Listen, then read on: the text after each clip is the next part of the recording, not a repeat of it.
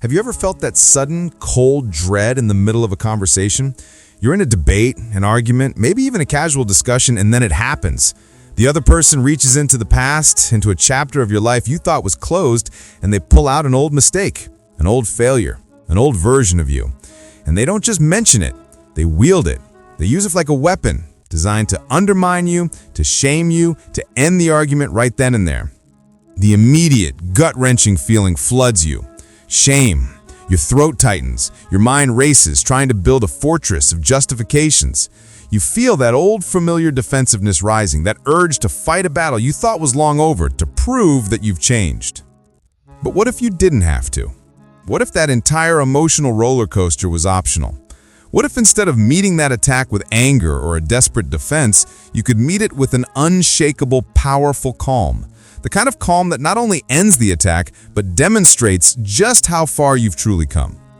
Today, we're not just going to talk about comebacks. We're going to dive deep into the ancient wisdom of Stoicism to forge a shield for your peace of mind. By the end of this video, you won't just know what to say, you'll understand why it works and how to turn that old pain into a genuine source of power. The anatomy of the attack. Let's be honest about why this hurts so profoundly. It's an intimate kind of attack. It's a character assassination disguised as a historical fact. When someone brings up your past, they're trying to do three things. First, they're trying to define you. They're taking a single snapshot from your entire life and trying to frame it as your permanent portrait. They're saying, remember that? That is who you are. Second, they are invalidating your growth. All the hard work, the reflection, the lessons learned, they're attempting to erase it all. They want to tell you and anyone else listening that the person you were is the only person you'll ever be, that your journey of self-improvement is a fantasy. And third, and perhaps most painfully, they're often exploiting your own lingering shame. They know you have your own memories and regrets about that time. They're holding up a mirror to the part of you that hasn't fully forgiven yourself. And this is where their entire strategy hinges on your cooperation. The pain doesn't come from their words.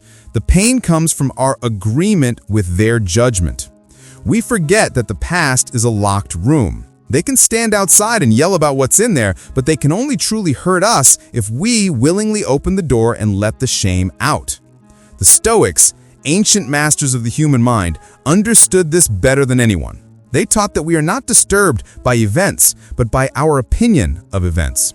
It is not their memory of your past that hurts you, it is your reaction to their memory. And that right there is where we reclaim our power. The foundation, Stoic reframing. Before we get to the words you will say, we need to install the belief that makes those words unshakable. And here it is. This is the core Stoic truth that changes everything. Your past does not define you. Your past prepared you. Every mistake, every blunder, every moment you wish you could do over, it was a lesson. It was tuition you paid for the wisdom you now possess. The Roman Emperor Marcus Aurelius, a Stoic philosopher, taught us to see the obstacle as the way. Your past mistakes were not roadblocks. They were the raw material. They were the very stone you carved to create the stronger, wiser person you are today. Your past actions are simply chapters you've already read, understood, and hopefully learned from. Someone trying to use them against you is like a critic trying to review the first chapter of a book they haven't finished, while you, the author, are already writing the last. They have no idea how the story ends, but you do. The practical arsenal. 3 Stoic defenses. So you're in that moment. The accusation has been made. Your past has been thrown in your face. Instead of letting your adrenaline take over, you're going to take a slow, deep breath. You're going to remember that this is a test of your character, not theirs. And then you're going to choose your response. Here are 3 simple, powerful, and Stoic-inspired options. Response 1. The disarm. Yes, that happened. This is the ultimate disarm. It's simple, it's direct, and it's emotionally impenetrable. Let's say a family member says, "I can't believe you're lecturing me on finances when you were in credit card debt 10 years ago."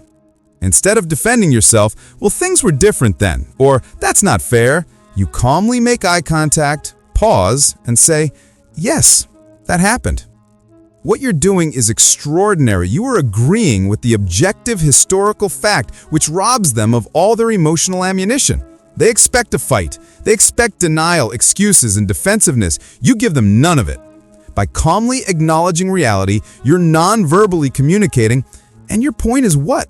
That event has no power over me. There's nothing left to argue against. The attack collapses under the weight of your acceptance.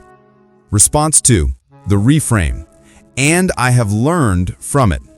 This response builds on the first and is incredibly powerful because it shifts the narrative. You take their attack and you transform it into a testimony of your resilience. Let's use the same example. The accusation is made. You were in debt 10 years ago. Your response is, yes, that happened. And I have learned a great deal about financial discipline from that experience. Or even more powerfully, and that experience is precisely why I understand this subject so well now. Do you see what you've done?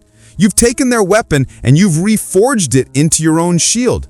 You're not just admitting to the past, you are taking ownership of the growth that resulted from it. You are essentially saying, the person you are trying to attack no longer exists. I am the evidence of that person's lessons. This isn't a defense, it's a quiet declaration of victory. Response 3. The reflection. This response is a strategic tool, best used when you sense the attack is intentionally manipulative or meant to derail a productive conversation.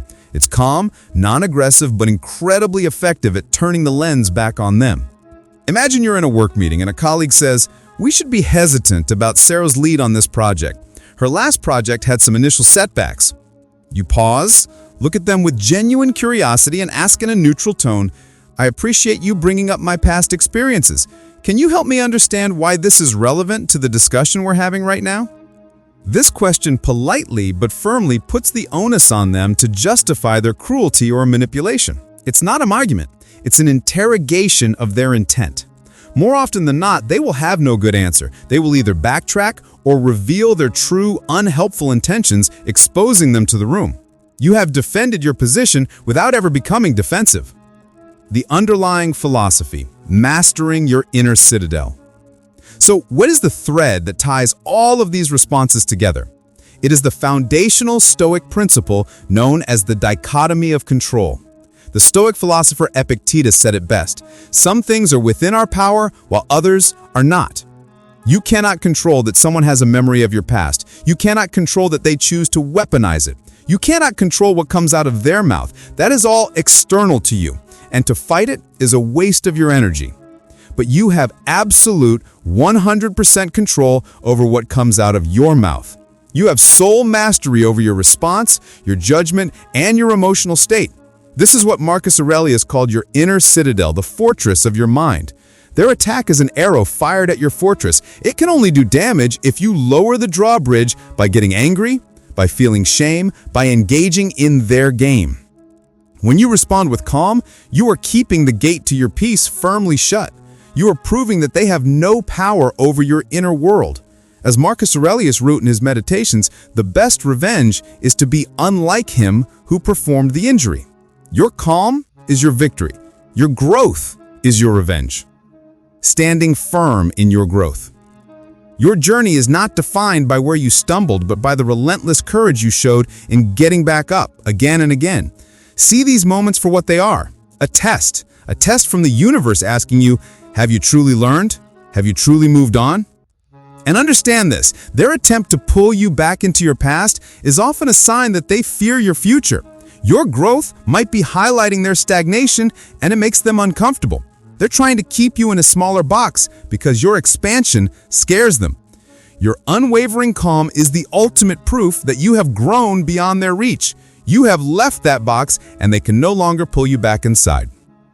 Before you can defend your past from others, you must first make peace with it yourself. Forgive that younger version of you. Thank them. Thank them for the mistakes that taught you empathy, the failures that taught you resilience, and the pain that taught you wisdom. That person didn't sabotage you. They built you. So the next time someone tries to use your past against you, take that deep breath. See their words not as a dagger, but as an echo from a room you've already left. Choose your response, calm, firm, and rooted in your own self-worth. Say what needs to be said, and then Silently, in your own mind, close the book. The conversation on that topic is over. You owe them no more, but you owe yourself your peace. And your peace is non-negotiable.